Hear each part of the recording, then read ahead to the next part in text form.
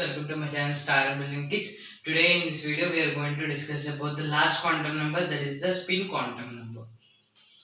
Spin quantum number, as discussed, was proposed by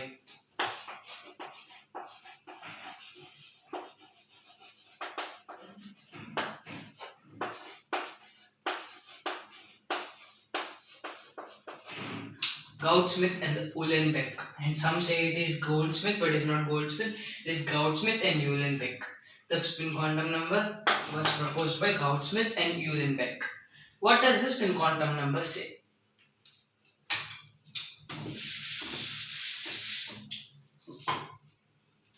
From the starting, from the principal quantum number to azimuthal quantum number to magnetic quantum number, we finally reach the spin quantum number.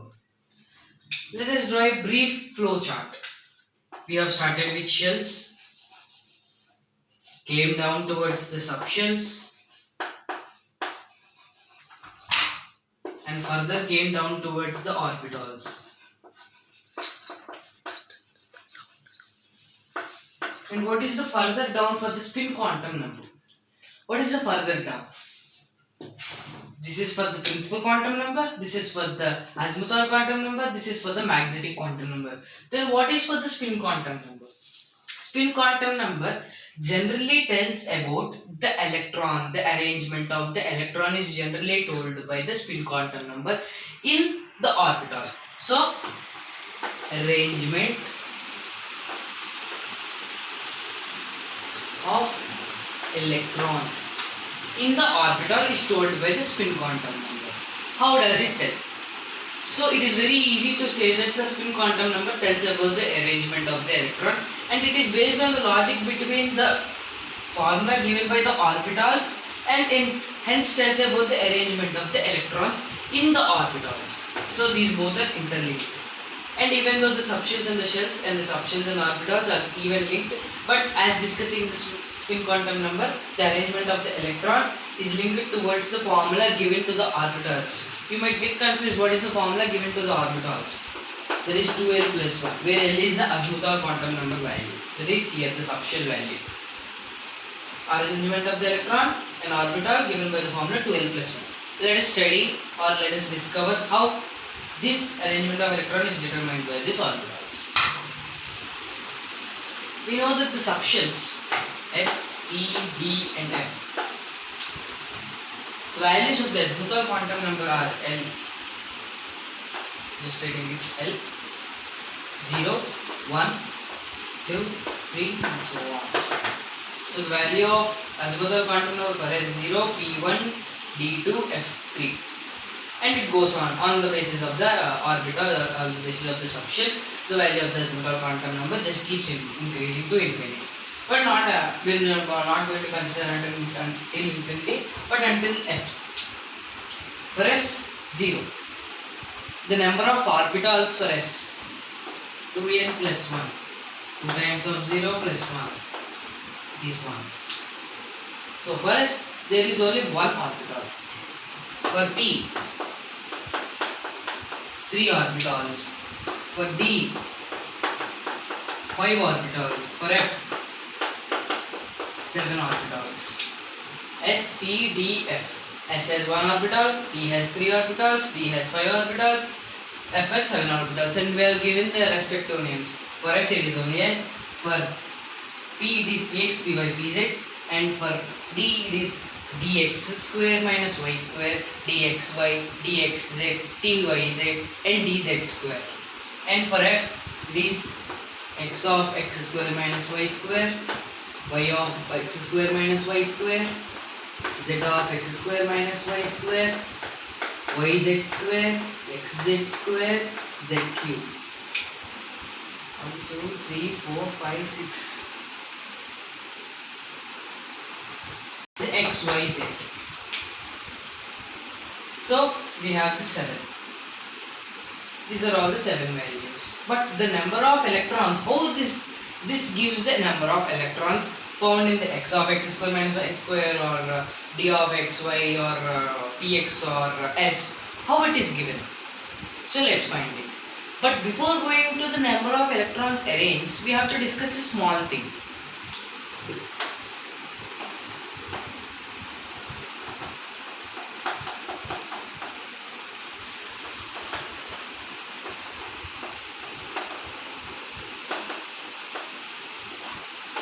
This small thing has brought a revolutionary change in these quantum numbers. The Pauli's exclusion principle, it says that in an orbital, in a certain orbital, only 2 electrons can be accommodated. That is, for S, only 2 electrons can be accommodated. For P, we will go, and for D and etc. So, for one orbital, 2 electrons. For 2, it is 4 electrons. For 5, it is 10 electrons. For 7, it is 14 electrons.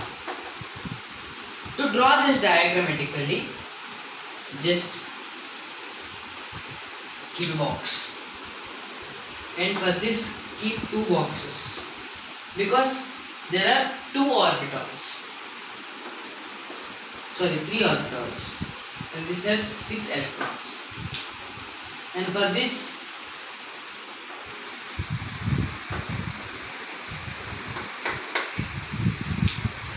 5 orbitals, and for this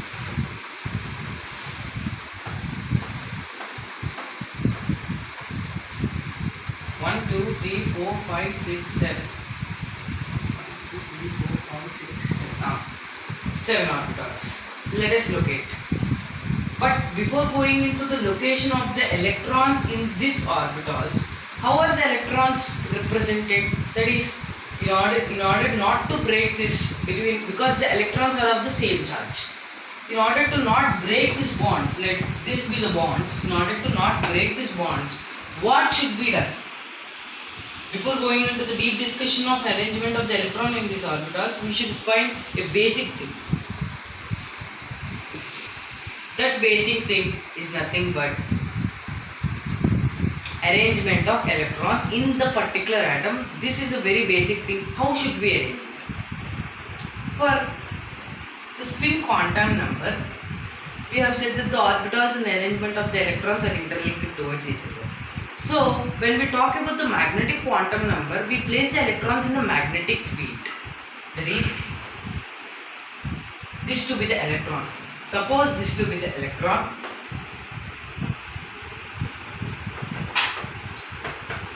North and south poles. When the magnetic field is directed towards north to south or north to south, or it is having a clockwise spin, the value of the spin is plus half. That is, if it is having a clockwise spin,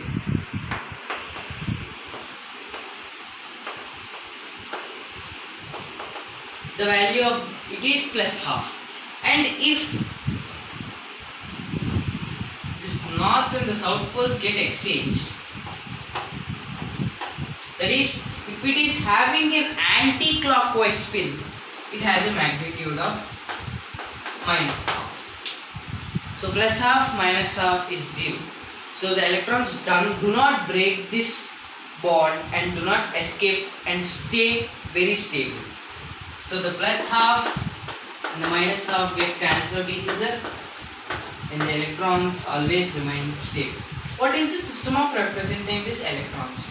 Plus half by the upward arrow mark, or sometimes it is represented in this way, and for minus half it is represented by downward arrow mark or represented in this way. Mostly it is used as this way. Don't bother about this because this we don't use, but in some of our while we are revising topic, some of our teachers told it in such a way, but ignore this, just these are only the main things.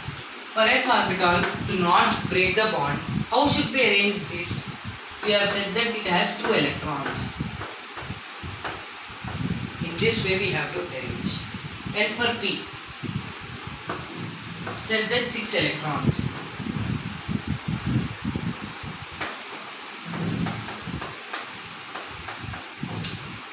In this way 6 electrons. And for d, go on extending, that is set 10 electrons. Just draw it down.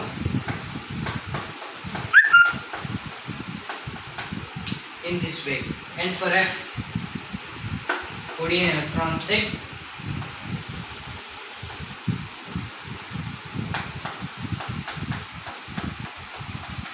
So for f, 14 electrons, we represent it in such a way so that all the electrons are paired with one another in order to maintain the stability. And a very important point is that fully filled electrons and halfly filled electrons are more stable. That is, if I remove each electron from only one electron from one orbital, we will have just 7 electrons instead of 14 electrons. This is also stable. But if we give only one electron to this pair and do not give any other electron to any of these pairs, then it is not stable. Then this electron jumps to another shell. That we will be discussing when I introduce you about the electronic configuration. So the spin quantum number, as said, tells only about arrangement of the electrons in the orbital. But when I introduce about the something like electronic configuration, Pauli's exclusion principle, I will be telling more in detail how these are useful. These are very useful in the case of chromium, and in many of the certain cases like the chromium, these are very useful. So when discussing about the electronic configuration and the Pauli's exclusion principle, I will be telling more in detail about this. So thank you, and please subscribe to my channel and like this video, and if you have any doubts, comment it. And if you feel this information is even good to your friends who are of your same age or who are of your same mental age, please share this video, and thank you.